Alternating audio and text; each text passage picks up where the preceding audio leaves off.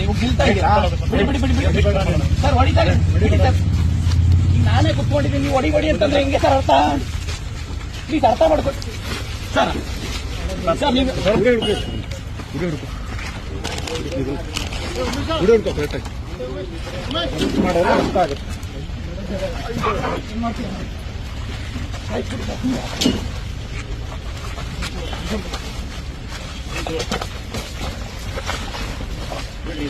Sir ಏನ್ ಒಳ್ಳೆ ಕೊಲೆ ಮಾಡಿರೋ ವಿಚಾರ ಮಾಡ್ತಾ ಇರೋ ನೀವು ಸರ್? ಎಷ್ಟೋ ಜನ ಕೊಲೆ ಮಾಡಿರೋರು, ರೇಪ್ ಮಾಡಿರೋರು, ಮರ್ಡರ್ ಮಾಡಿರೋರು ಇದ್ದಾರೆ.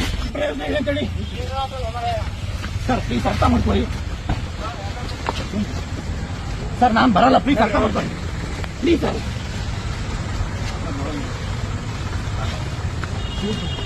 ಸರ್ ಎಷ್ಟೋ ನಾನು ಬರಲ್ಲ ಸರ್.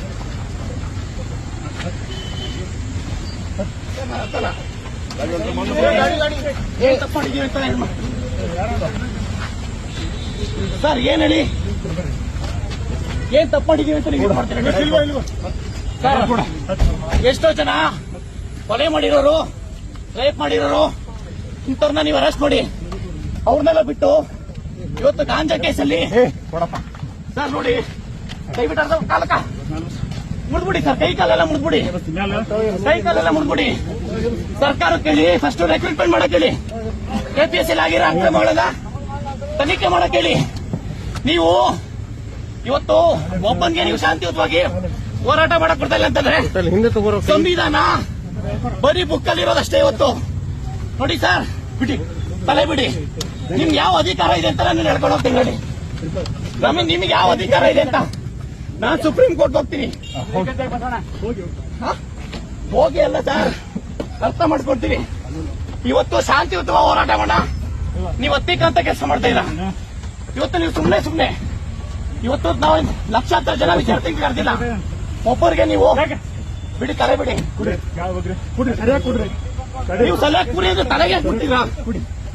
ಬಿಡಿ ಸರ್, ಬಿಡಿ ಅರ್ಥ ಮಾಡ್ಕೊ. ಫಸ್ಟ್ ಸರ್ಕಾರ ಕೇಳಿರಿ ರೆಕ್ರೂಟ್ಮೆಂಟ್ ಮಾಡೋಕೆ. ನೀವು ಸರ್ಕಾರ ಕೇಳದ್ಬಿಟ್ಟು ಇವತ್ತು ಲಾಸ್ಟ್ ಟೈಮ್ ನೀವು ಆಡ್ಬೇಕಾರೆ ಬಿಡಿ. ಆಯ್ತು, ಇಲ್ಲೇ ಹೊಡೆದ್ಬಿಡಿ. ಆಯ್ತು ಏನ ಸರ್, ಬಿಡಿ. ನೀವು ನಾವು ಶಾಂತಿಯಿಂದ ಹೋರಾಟ ನೀವು ಕೆಲಸ ಮಾಡಿದ್ರೆ ಇದು ನೋಡಿ ಸರ್.